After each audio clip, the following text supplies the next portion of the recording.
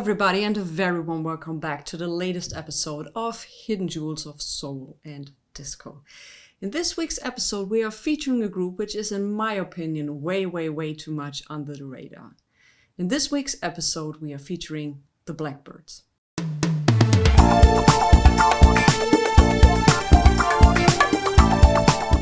Why 1975 was the biggest year for the Blackbyrds and the soundtrack they provided for a movie which is, in my opinion, one of the most tragic exploitation movies ever, well, we'll discuss this after some needle drops. Doesn't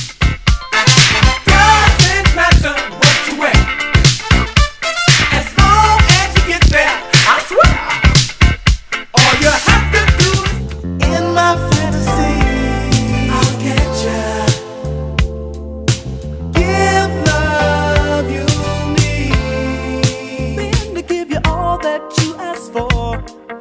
Diamonds first, exotic pearls, and then you walk out the door.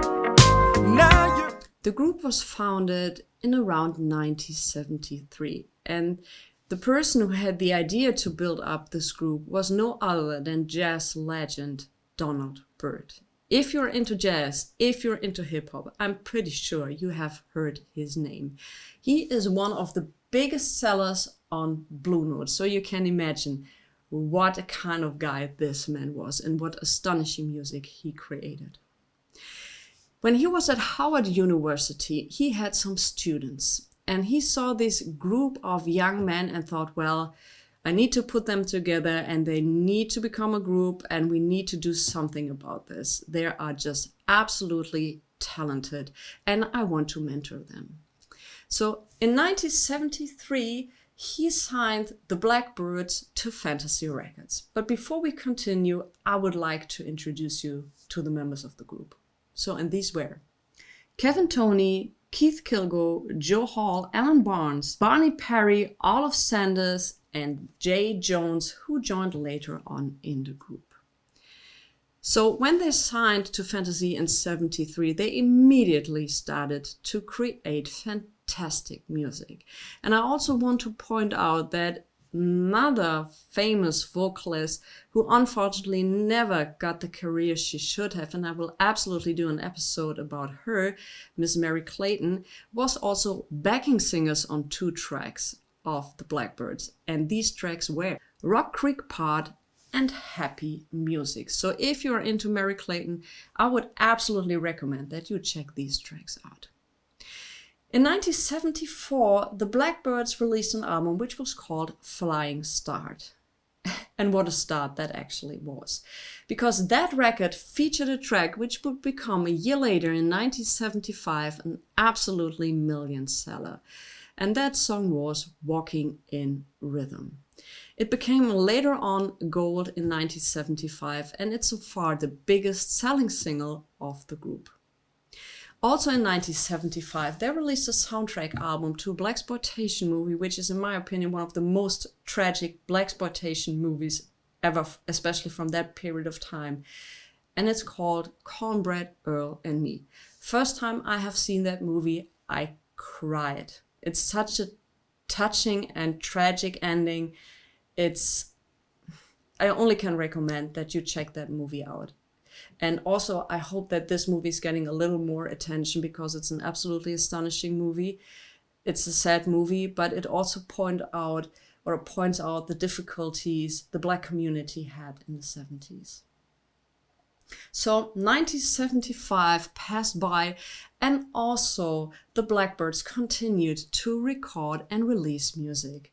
And the follow-up albums were in 1976, Unfinished Business. In 1977, We Had Action. And in 1980, they released Better Days. And here it is in all of its glory. If you are into early 80s dance music, I'm pretty sure you're gonna enjoy this album. Unfortunately, also around that time, the group disbanded. Michael Jackson with Thriller was knocking at everybody's door and changed music forever in a certain way. But in 2012, Keith reunited the group and they released 22 years later, after Better Days, their album Gotta Fly. If you have a chance, check that out.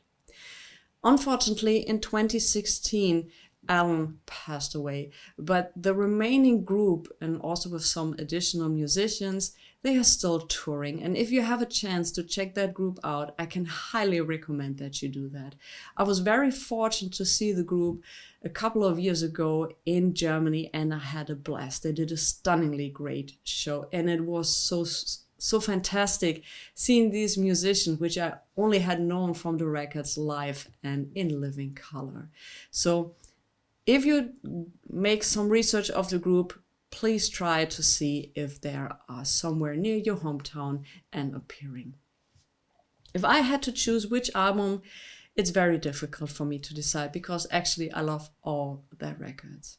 In Germany, it's not so easy finding records of the Blackbyrds, but the Mega Record Fair in Den Bosch is right around the corner, and I keep my eyes on one of those Blackbyrds albums. If you find them in the store, have a listen to them and grab them when you enjoy them, because it's very, very difficult in some groups, some musicians getting a hold of their records. It's getting more and more difficult. So if you enjoy the album and it's in your budget, I would highly recommend that you go and grab them.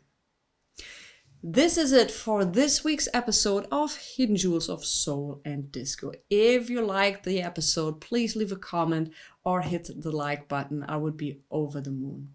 Otherwise, guys, I'll see you next week. Stay safe, stay healthy, listen to good music, maybe the Blackbyrds, and I'll see you next time. Bye.